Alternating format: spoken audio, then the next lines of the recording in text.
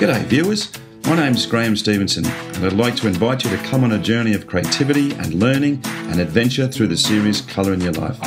There's an artist in every family throughout the world, and lots of times there's an artist deep down inside all of us as well. So grab your kids, your brothers, your sisters, your aunties, uncles and mums and dads and come and see how some of the best artists in Australia do what they do.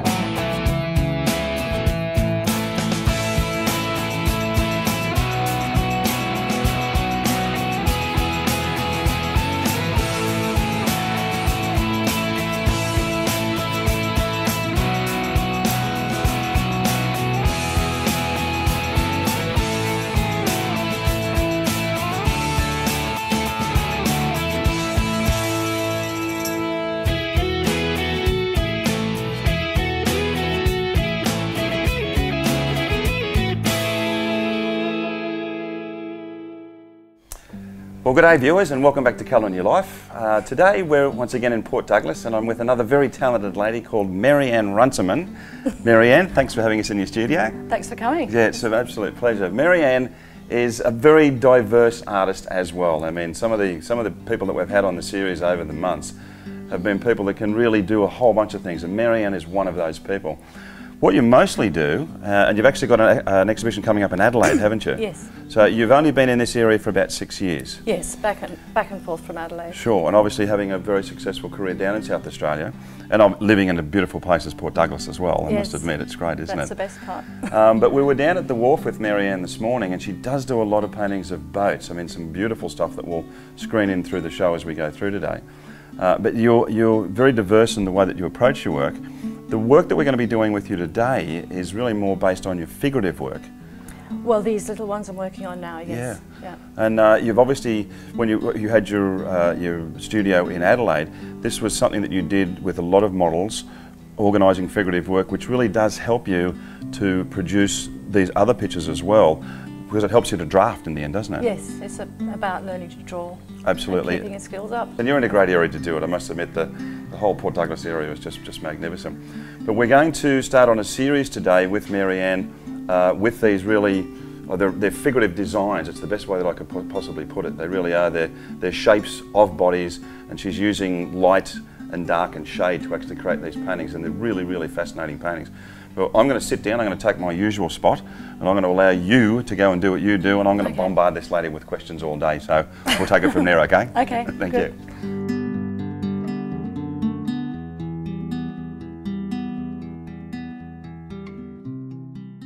Okay, Mary Ann, I was just noticing beforehand as well, obviously the fact that you do a lot of drawing and figure drawing as well, is that and these are obviously sketches that you've done, and you're working in charcoal on these as well. Yeah. And then the one that we've actually got here, she's actually done a sketch once again, and she's photocopied it, of course, and then she's actually gridded it onto the paper. This is a great way for you not to have to try and retrace every single step when you're trying to get your drawing back onto a piece of canvas. So from there, you've actually gridded that up there? Yes. So I've been working on a series of 4 small paintings. Okay. All based on life drawings that I've done, which I've then composed into a composition. Yeah, they're really interesting, they really are. Until I'm happy with it. Yeah. And then I make a painting out of it. Okay. And I was noticing you're using art spectrum oils? Yes. And a combination of a lot from what I can see. But also, Mary Ann, smart thinking, as far as I'm concerned, has a glass palette here. Good for mixing, and it cleans back completely. It's wonderful, smooth, isn't it? Yeah. Absolutely. Good. So, all right, we'll make a start on that. Okay. I'll fire some questions at her as we go along, and you can tell us what you're up to. I use the charcoal to draw because I can rub it out and move things. Yes. You know, I can, so I can see where I intend the lines. So I don't have to worry about it as I go along. They're all going to have a border in the end. So this is a series. The question is, why did you develop this type of series? Because I noticed a lot of your other paintings around, which are really quite popular pieces for you as well, aren't they?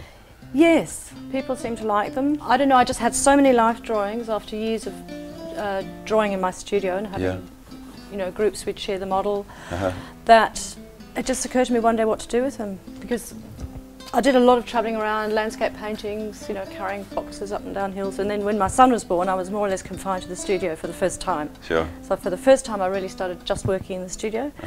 And what I had to hand was a lot of figure drawing. First of all I just pinned the drawings up on the wall and look at them and then draw on the canvas.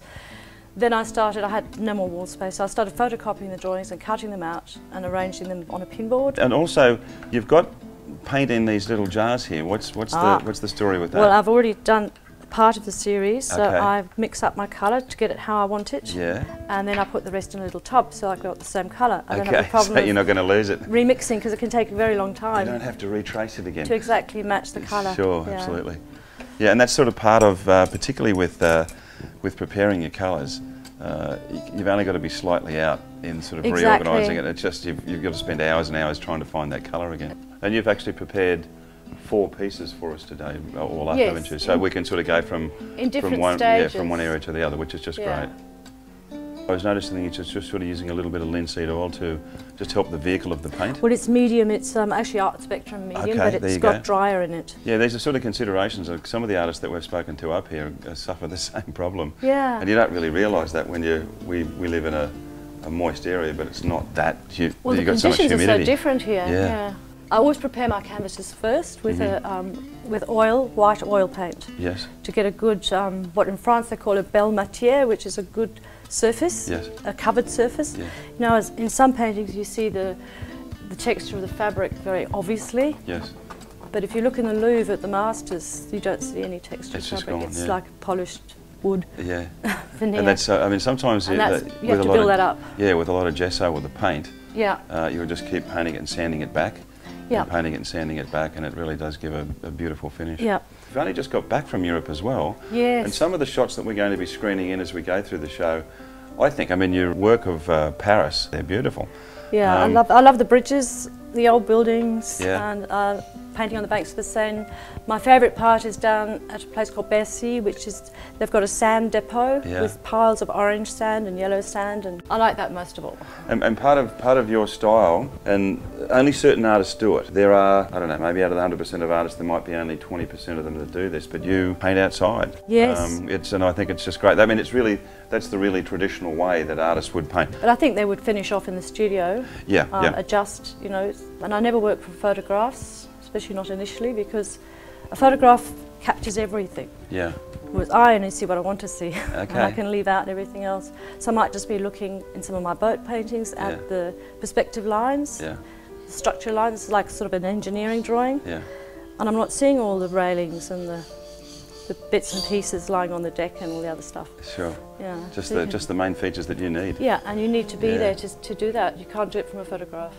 It looks, it's very, funny enough, they're human bodies, but it's very geometric as well. Well, that's what I try to do when I do the composition. The real work in these is not this part, it's the drawing from the model, Yeah. working with the model to get interesting poses, Yeah. the sort of things I want, because I like the idea of bodies that don't have a right way up, and a Okay. painting that doesn't have a right way up, you Sure. can turn it over. Yeah. I've done some paintings where it looks like they're flying, Yeah. They're sort of fairly free. and that's where the work comes in, and the composition, that's the hardest and longest, is composing them, so Yes. that there's rhythm and... Yeah, actually, that's a really good point. I mean, actually fitting all of the bodies together, you can still see the distinction of each individual figure in there. Yes, I want them to be recognisable, but not maybe Yeah. too much so. Yeah. All right, well, as we said, Mary Ann is showing us a series of these small works as we go along so that she can demonstrate certain aspects of her techniques and this style. So now we'll move on to the next one, The next one, which will be one of these guys over here. this one, which I already partially completed, because Beautiful. I'd never get it all done in one go, and that's the original Oh, okay, drawing definitely. for it. So now we're actually just really pretty well blocking in the grey as well, the neutral. Yeah. So these pictures are going to be fairly neutral pictures. Yes, colour-wise, Okay. yeah. And you're really wanting that light to show through in those various areas.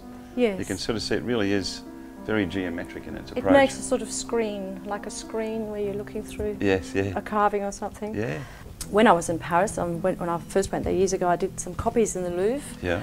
and I learned a lot from that, a lot, really a lot. And one of the things I learned was to limit your palette. Yes. Hence agree. these, with the black and white's the ultimate limit, but I always use a minimum of colours. Yeah. Not the whole rainbow, just maybe for a while I painted naturalistically landscapes, but with only 4 tubes of paint, 4 or 5 Okay. tubes of paint. Okay. Yeah, I only use 7 myself Yeah. to do the work that I do, because I think it's important, and I think Mary Ann would probably back me up on this. if the less colours you've got, the more control you've got, and the easier it is to trace where you are. Yep, and also the more impact. I mean, a red has got much more impact against a grey than if it's got green, yellow, orange, purple all around it. Yes. Then it really can be as red as possible. Yeah. Because you've only got the colours you've got in your tube. You can't go brighter than that. Mm-hmm.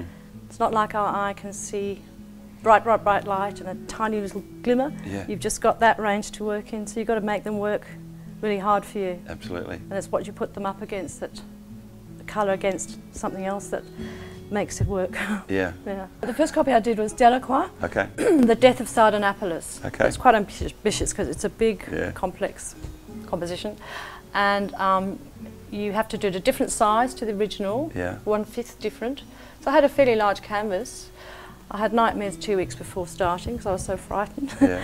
And then I went in on the day to start, and you're allowed to draw in the outlines first, but you're not allowed to put any paint on the canvas before you start. So I had my canvas up there and the easel, and I was about to start, and the tourists around said, "Come and have a look, she's about to start." And I didn't know what to do. I didn't know how to start. I was terrified. And I had this big crowd all waiting for me to show them how it's done, and I didn't know. Oh, goodness.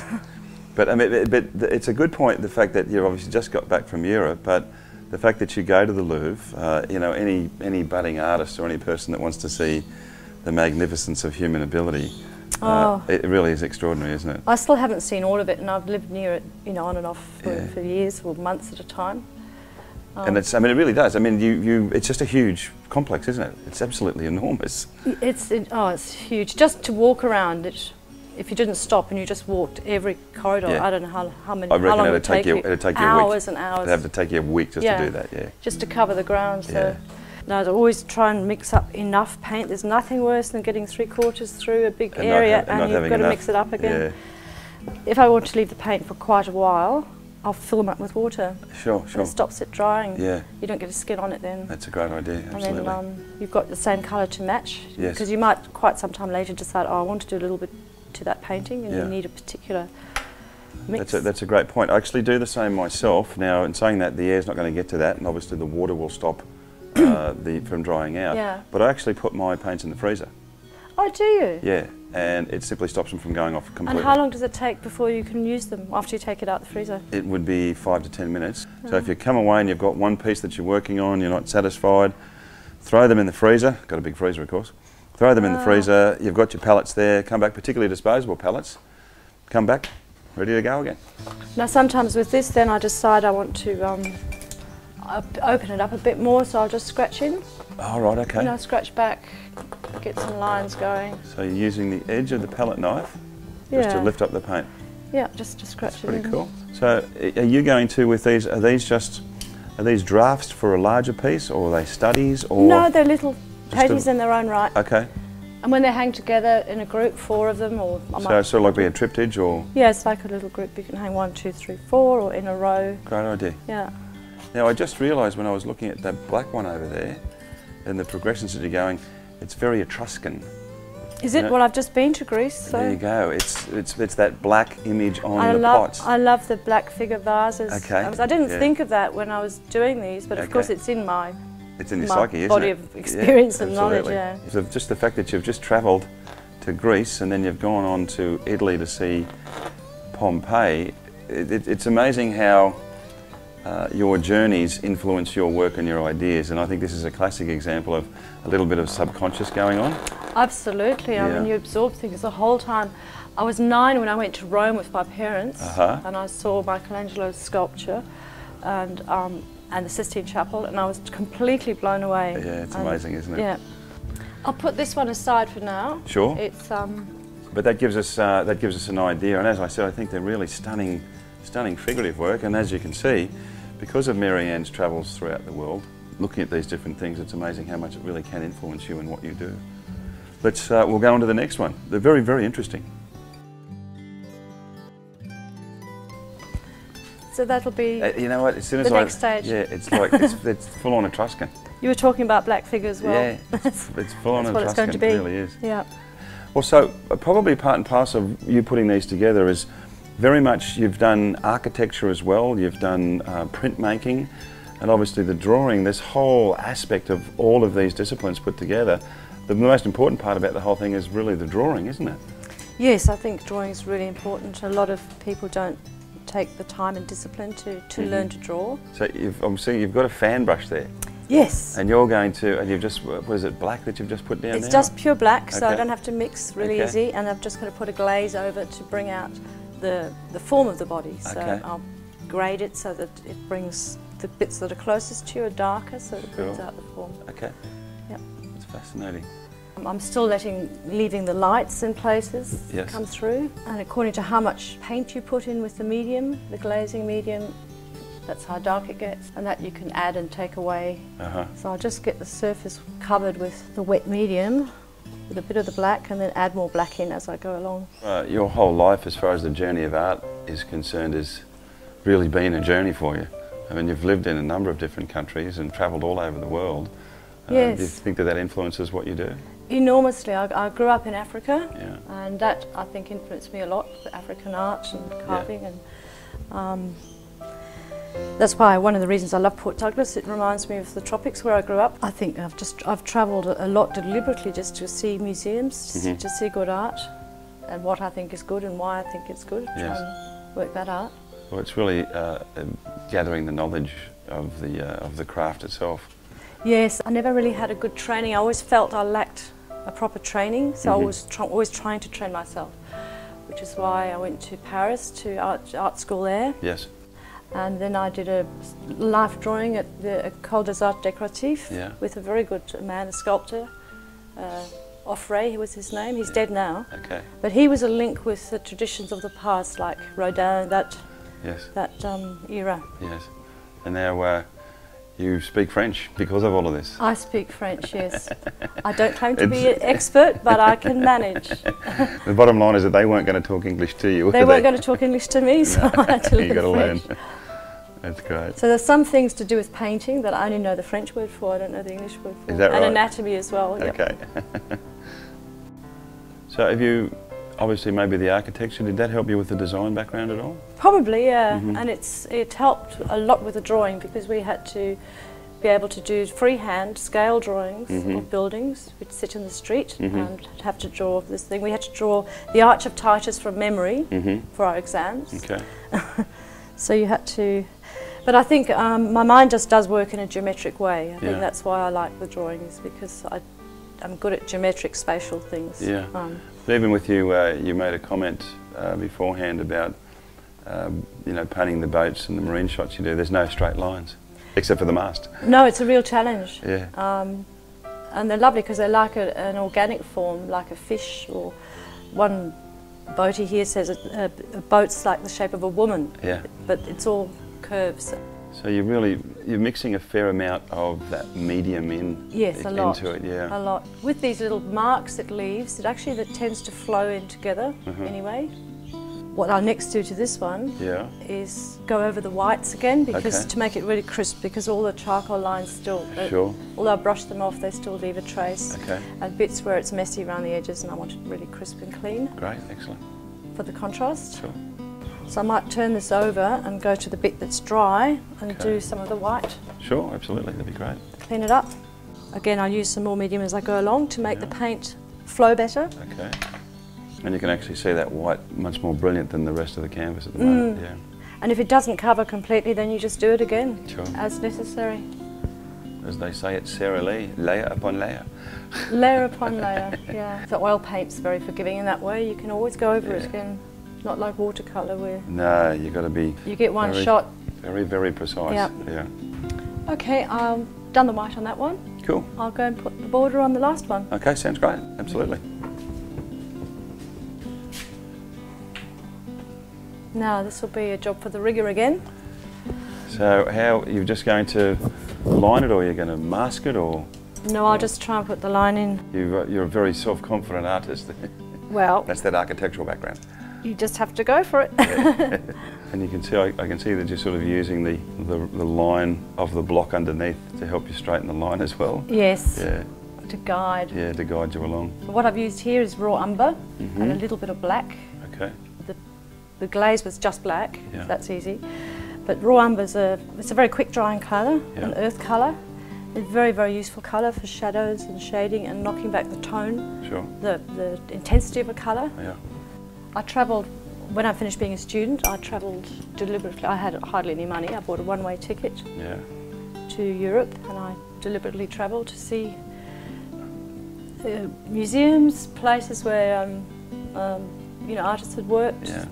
visited the studios and things, and you can do that on not much money. Yeah. Yeah, your living expenses are the same as at home, except for the actual journey, the travelling. Yes.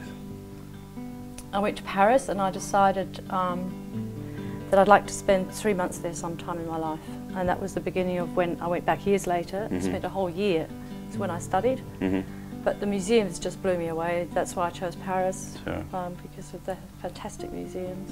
You've got an apartment over there? Yes, I have. Yeah. I ended up with an apartment after going back and forth and having nowhere to leave all my work stuff. By then I had an easel and canvases, and I needed somewhere to put them all. And That's great. other artists have stayed there because Yeah. it's got a big easel and it's got a big room for painting in. So there's a bit of a call to action for all those budding artists out there in Australia that potentially would want to go to Paris and paint in Paris. Mary Ann has an apartment that she makes available for artists to rent out. So if they needed to get in touch with you, Mary Ann, what's your website address? Runcimanart.com. Runcimanart.com. Runcimanart, one word. Okay, runcimanart.com. And if you want to, we'll have Mary Ann's details on the website as well, plus obviously her work also. But what an amazing opportunity to be able to travel to France and stay in Paris. I think that's pretty cool, guys. Well, it's a good base also for travelling to the rest of Europe because Yes. it's sort of central. You don't have to cross the Channel Yes, like you have to from London. that'd be wonderful. And that's about that really for now. All right, guys, another fabulous day spent with a very, very talented lady. Thank you so much for having us in your studio. Thank you for coming. It's just wonderful. It's been great fun. It was just great. I mean, the Mary Ann's life for a start, and obviously the journey that she's made on a personal behalf as an artist, I think is quite amazing. And the fact that she has the apartment in Paris for people to be able to go over there, I think is really, really cool as well.